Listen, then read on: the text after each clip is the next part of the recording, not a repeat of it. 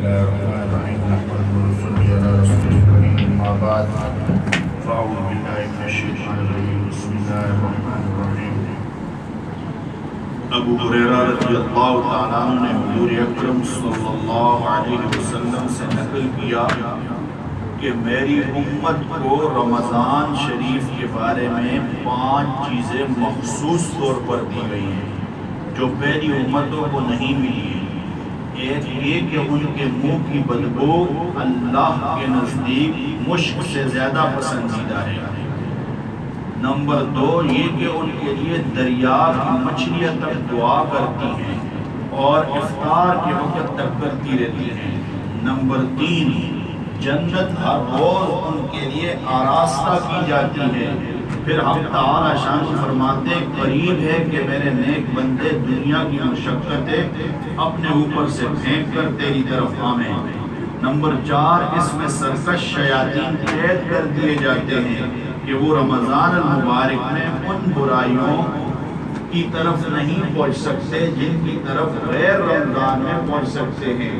Number 5 رمضان المبارک کی آخری رات میں روزے داروں کے لیے مغفرت کی جاتی ہے۔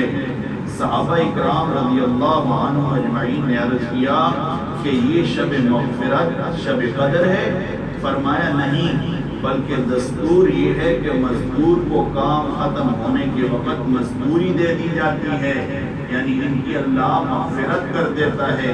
نبی کریم صلی اللہ علیہ وسلم نے اس حدیث پاک میں 5 خصوصیتیں ارشاد فرمائی ہیں جو اس امت کے لیے حق تعالی شانوں کی طرف سے مخصوص انعام ہوئی اور پہلی امت کے روزے داروں کو مرامت نہیں ہوئی۔ کاش ہمیں اس نعمت کی قدر ہوتی اور ان خصوصی عطایا کے حصول کی کوشش کرتے۔ اول یہ کہ روزے دار کے منہ کی جو بدبو ہے بو کی حالت میں ہو جاتی ہے، حق تعالی شانوں کے نزدیک مشک سے بھی زیادہ پسندیدہ ہے۔ مشک جانتے ہیں آپ لوگ مشک کیا چیز ہوتی ہے؟ جو ہرن کے ناف سے نکلتی ہے، ہرن کے ناف سے جو نکلتی ہے اس کو کہتے ہیں مشک نافہ۔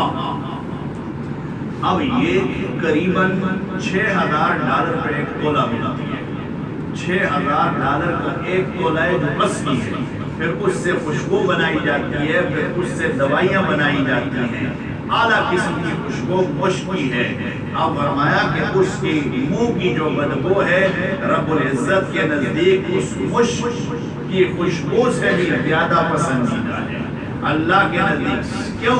یہ اس لیے کہ اس نے سارا دن اللہ کے لیے روزہ رکھا، بھوکا رہا، پیاسا رہا، اللہ کو یاد کرتا رہا، ذکر اذکار کرتا رہا، پھر بھی اس نے روزہ رکھا تو روزے کی حالت میں جو بدبو منہ سے آ رہی ہے اس کے معدے کے خالی ہونے کی وجہ سے اللہ کہتے اس کا اجر میرے نزدیک کیا ہے، میں مشک سے زیادہ اس کو پسند کرتا ہوں۔ لوگ مشکوں کی بات کرتے ہیں، ہم اس سے زیادہ اس کو پسند کرتے ہیں اس لیے کہ یہ میرا بندہ ہے، میرے حکم کو اس نے مانا ہے، میرے نبی کے طریقے کے اوپر ہی چلا ہے، اس لیے فرمایا یہ بو کی حالت میں جو ہو جاتی ہے اللہ کے نزدیک مشک سے زیادہ پسندیدہ ہے۔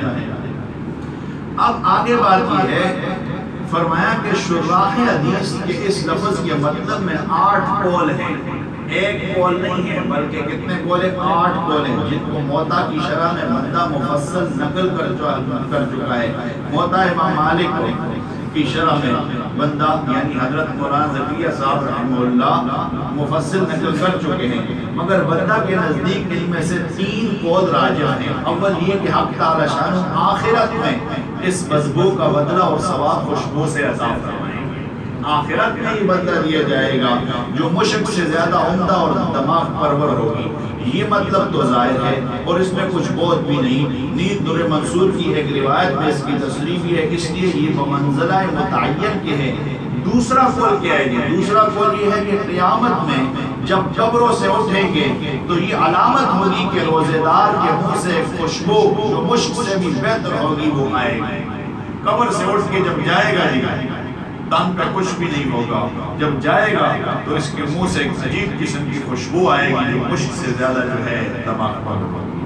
تیسرا مطلب جو بندہ کی ناقص رائے میں ان دونوں سے اچھا ہے وہ یہ کہ دنیا ہی میں اللہ کے نزدیک اس بو کی قدر مشک کی خوشبو سے زیادہ پسندیدہ ہے، اور یہ امر باب المحبت سے ہے۔ جس کو کسی سے محبت اور تعلق ہوتا ہے اس کی بدبو بھی فرفتہ کے لیے 1000 خوشبوؤں سے بہتر ہوا کرتی ہے، اس کی بدبو بھی پھر انسان کو اچھی لگتی ہے، اس لیے کہ اس سے محبت جو ہو گئی تو رب العالمین کو اس بندے سے محبت جو ہو گئی۔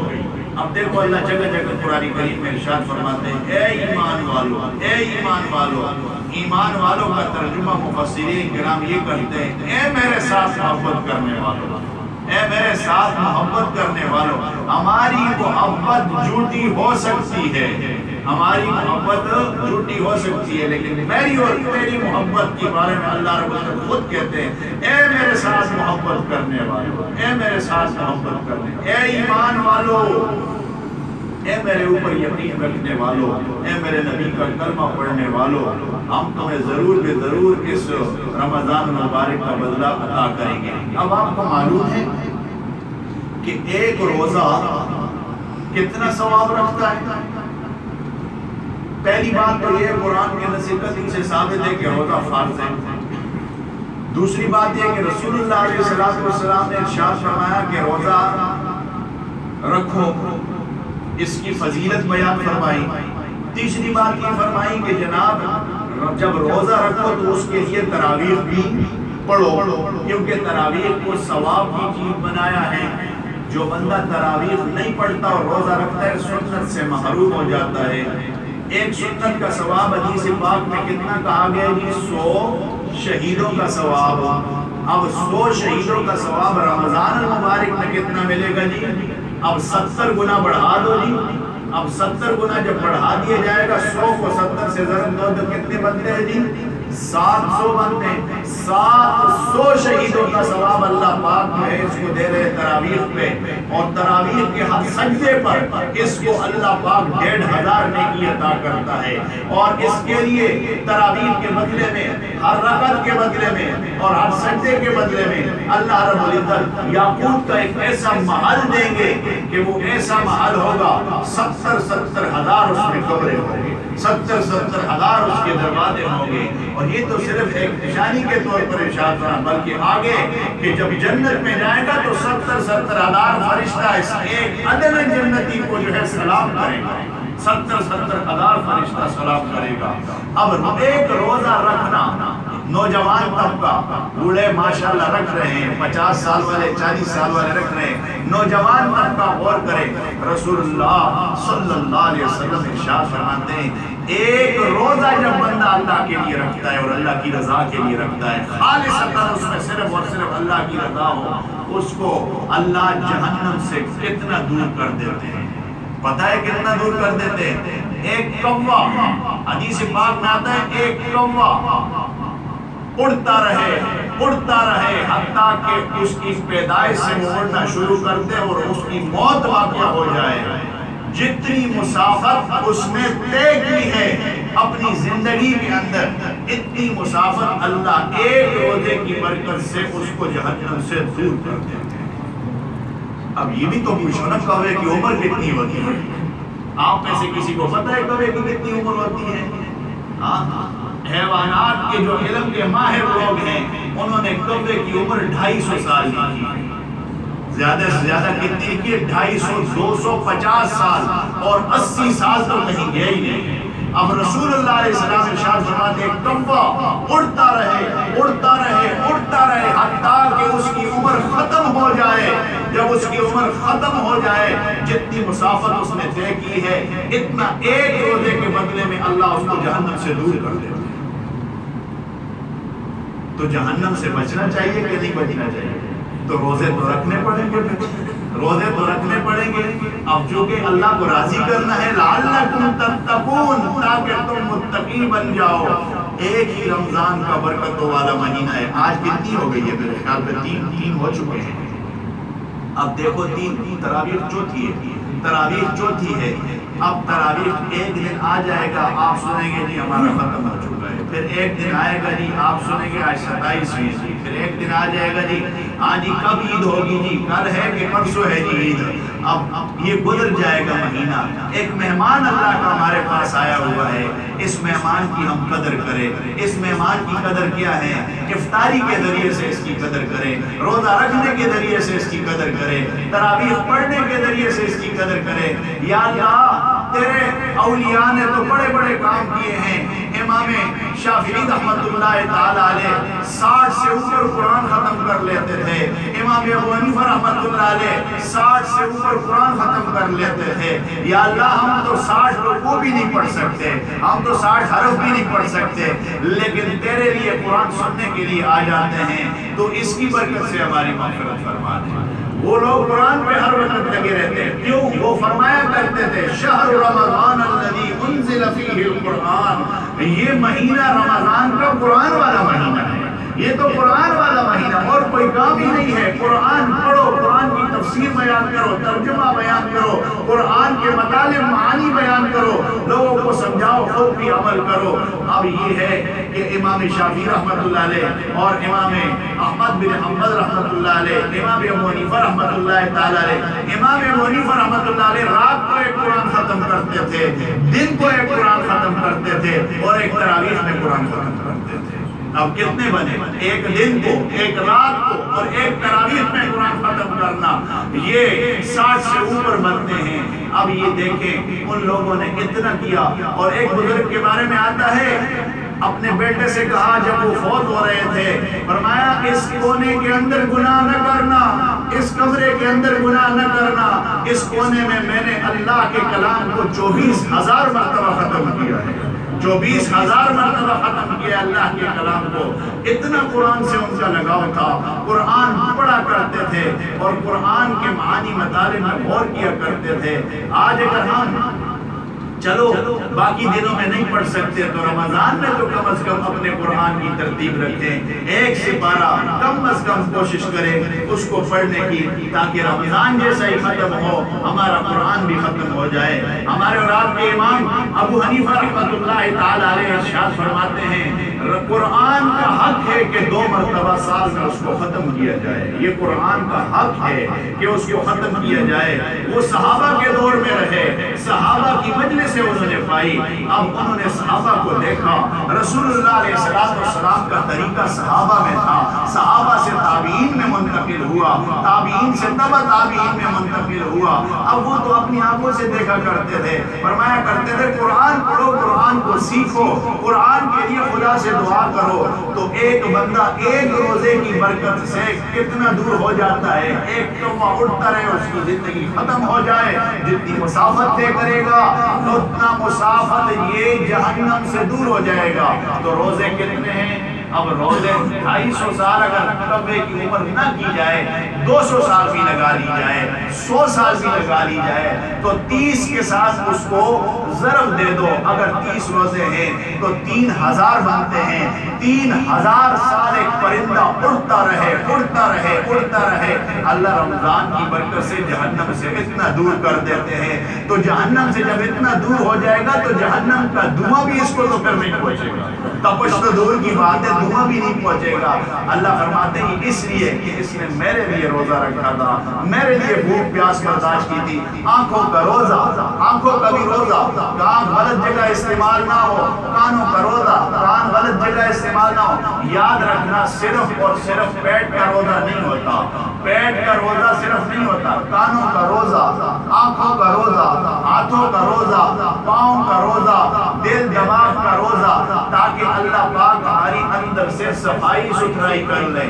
دیکھیں اللہ پاک اپنے نبی صلی اللہ علیہ وسلم کے ذریعے سے ارشاد فرماتے ہیں شیاطین قید کر دیے جاتے ہیں، شیاطین قید ہے۔ اب ہمارا نفس ہی اتنا بڑا جو ہے ظالم بن چکا ہے اپنے دوسرے کے خلاف کہ ہم گناہ کرنے پہ تلے ہوئے ہیں، ورنہ شیاطین تو بڑے بڑے سارے قید ہیں، بڑے بڑے شیاطین جو بڑے بڑے گناہوں کی طرف لے جائے ان کو تو اللہ نے قید کر کے فرشتوں کو حکم دیا سمندروں میں ان کو پھینک دو، سمندروں میں ان کو پھینک دیا گیا ہے۔ لیکن چھوٹے چھوٹے شتومرے جس کو کہتے ہیں وہ جو ہے پھر رہے ہیں، لیکن اب ہمارا ایمان اتنا کمزور ہو چکا ہے. آج قرآن کریم میں پڑھا گیا ان کید الشیطان کان ضعیفا. ہم نے شیطان کے مکر کو بڑا ضعیف پیدا کیا ہے. آیا ہم اپنے ایمان کو اتنا مضبوط نہیں کر سکتے؟ آنکھوں کے سامنے غیر محرم آ گئی، زبان سے روزہ ہے اور رمضان المبارک ہے، پھر بھی ہم اس کو دیکھ رہے ہیں. آیا ہمارا ایمان اتنا کمزور ہو چکا ہے؟ کانوں سے سن رہے ہیں گانا بجانا، ڈھول ڈھپکا سن رہے ہیں جس کے بارے میں رسول اللہ صلی اللہ علیہ وسلم نے اپنے کانوں میں انگلیاں مبارکہ دے دی تھی کہ میں یہ نہیں سنتا، یہ شیطان کی آواز ہے. آیا ہمارا ایمان کتنا ہم نے کمزور کر لیا؟ نہیں، اتنا تو کمزور نہیں ہے. ہم تو نبی کا کلمہ پڑھنے والے ہیں، ہم تو اذان دینے والے ہیں، ہم تو نماز پڑھنے والے ہیں. ہم اتنا تو اپنے آپ کو کمزور نہ کریں کہ شیطان خوشیاں منائے، سمندر میں پڑا رہے اور ادھر سے خوشیاں منائے کہ دیکھو میں نے پورے سال جو محنت کی تھی وہ رنگ لا رہی ہے. اس لیے ہم نے بھی اپنی جرأت دکھانی ہے اور اپنی کوشش کرنی ہے کہ اللہ فرماتے ہیں شیطان کا مکر ہم نے بڑا کمزور پیدا کیا ہے. تو ہم نے بھی کوشش کرنی ہے کہ ہم گناہوں سے اپنے آپ کو بچائیں.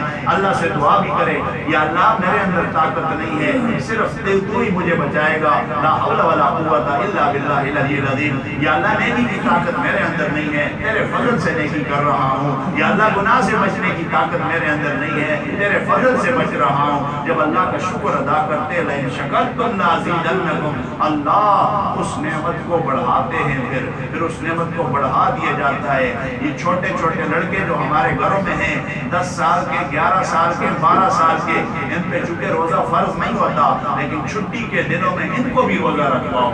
چھٹی کے دنوں میں جب ان کو روزہ رکھ پریکٹس ان کی ہو جائے گی. آج ایک چھوٹا سا لڑکا مجھ سے پوچھتا ہے استادی آدھے دن کا روزہ ہوتا ہے کہ نہیں ہوتا؟ تو اب میں اس کی طبیعت سمجھ گیا. میں نے کہا ہاں تیرا روزہ ہو جائے گا. اس لیے دوسرا بڑا لڑکا ہنس رہا ہے کہ استاد جی یہ تو کہہ رہا ہے کہ آدھے دن کا روزہ ہو جائے گا. میں نے کہا تیرا ہو جائے گا. کہتے آج ایگزام تھا نا جی اس لیے میں نے روزہ نہیں رکھا تھا تو 12 بجے کے بعد روزہ ہو جاتا ہے. میں نے کہا تیرا ہو جائے گا، اس لیے تیری پریکٹس ہو جائے گی، تیرے آئندہ کے لیے پریکٹس ہو جائے گی. تو آدھے دن کا رکھے گا، اللہ پھر اور پورے دن کی توفیق تجھے دے دے گا. تیری ابھی عمر ہی کیا ہے. تو دیکھو اگر اتنی سمجھ اللہ پاک ایک بچے کو دے دیتا ہے تو میرے خیال میں والدین کو بھی توجہ دینی چاہیے. اور اگر اس کے والدین کے بارے میں آپ کو کہہ دوں تو آپ جو ہے کہیں گے جناب پتہ نہیں کیا دوسرا ہے. اب توجہ والدین کو کرنی چاہیے. دیکھو اٹھ جائیں، اولاد کو اٹھائیں، بیٹا میں اتنا انعام آپ کو دوں گا اگر آپ نے روزہ رکھ لیا. صحابہ اکرام رکھایا کرتے تھے، ہم بھی رکھوائیں. دیکھو اس سے اب اگلی بات، آج جو مسئلہ آیا کہ سحری نہیں کی تو اس لیے ہم نے روزہ نہیں رکھا. ایک بندہ آیا کہ تیری سحری نہیں کی تو اس لیے ہم نے روزہ نہیں رکھا. تو میں مناسب سمجھتا ہوں کہ آپ کو یہ مسئلہ سمجھا دوں. سحری کے ساتھ روزے کا تعلق صرف سنت کا ہے، صرف سنت کا تعلق ہے. روزے کے فرائض کے ساتھ اس کا کوئی تعلق نہیں ہے. یاد رکھنا روزے کے ساتھ اس فرض کے ساتھ اگر روزے کی سنت کو آپ پورا کر لیں گے تو ثواب بڑھ جائے گا. رسول اللہ علیہ السلام کی یہ سنت ہے. اگر آپ نے سحری نہیں کی، آپ کو جاب نہیں ملی، آپ نہیں اٹھے، آنکھ نہیں کھلی تو آپ کے روزے پہ تو کوئی اثر نہیں پڑتا. آپ روزہ تو رکھ لیں. اس لیے کہ روزے کی نیت تو آپ ابھی تراویح پڑھ رہے ہیں، اس لیے پڑھ رہے ہیں کہ کل ہم نے روزہ رکھنا ہے انشاءاللہ. اب کچھ لوگ یہ پوچھتے جی پھر میں نے نیت نہیں کی. نیت تو آپ کی ابھی ہو گئی ہے، ابھی ہو گئی آپ کی نیت. آپ نے کیوں تراویح آج پڑھی ہے؟ اس لیے پڑھیے کہ کل انشاءاللہ ہم روزہ رکھیں گے. اب سحری اگر نہیں کی نا تو آپ کا روزہ ہو جاتا ہے. آپ کا ٹائمنگ یاد رکھیں، یہ ٹائم جو اوپر لکھا ہوا ہے اس پہ ہر حال میں روزہ بند کر دیں. اور میں خدا نہ خواستہ میں نے اس دن بھی کہا تھا اگر اس ٹائم پہ آپ اٹھ گئے تو فوراً میرا فون اسی لیے میں کھلا رکھتا ہوں سحری کے وقت تاکہ کسی کو ہنگامی حالت میں ایمرجنسی مسئلہ پیش آئے تو رابطہ کر سکے. وہ یعنی اس ٹائم کے دوران پھر ہم دیکھتے ہیں کہ وہ بندہ کتنا دین کی طرف مائل ہے، اس حساب سے پھر اس کو سمجھایا جاتا ہے تاکہ اس کا روزہ خراب نہ ہو. اب نماز جو ہے 4:30 کے بعد پڑھیں، اذان بھی 4:30 کے بعد دیں. ٹھیک ہے، یہ انشاءاللہ آپ کریں گے تو اللہ رب العزت ہمیں آگے بڑھنے کی توفیق نصیب فرمائے گا، اللہ ثواب سے مالا مال فرما دے گا، دنیا کا مال و متاع بھی اللہ دیں گے اور آخرت کا مال و متاع بھی اللہ نصیب فرمائیں گے۔ سبحان اللہ و بحمدہ، سبحانک اللہم و بحمدک، نشہد ان لا الہ الا انت، نستغفرک و نتوب الیک، نستغفرک و نتوب الیک۔ یا اللہ جو کچھ کہا گیا پڑھا گیا قبول منظور فرما، یا اللہ کبھی بتائے ہوئے کو معاف فرما، یا اللہ حاضرین جتنے بیٹھے ہیں تمام کی حاضرین کو منظور فرما، تمام کے دنیا جات کو مرادوں کو جائز پورا فرما، یا اللہ اپنے فضل و کرم سے بیماروں کو شفاء کاملہ عاجل نصیب فرما، قرضداروں کو سے خلاصی نصیب فرما، یا اللہ پریشان حالوں کی پریشانیاں دور فرما، یا اللہ شرم پردے والی زندگی ہم سب کو نصیب فرما۔ بھائی الطاف صاحب بیمار ہیں، بھائی انصر صاحب کے بھائی ہیں، ان کے لیے دعا فرمائے، یا اللہ صحت کاملہ عاجل نصیب فرمائے، یا اللہ تمام مسلمانوں کو صحت کاملہ عاجل نصیب فرما۔ سبحان ربک رب العزت عما یصفون، وسلام علی المرسلین، والحمد للہ رب العالمین۔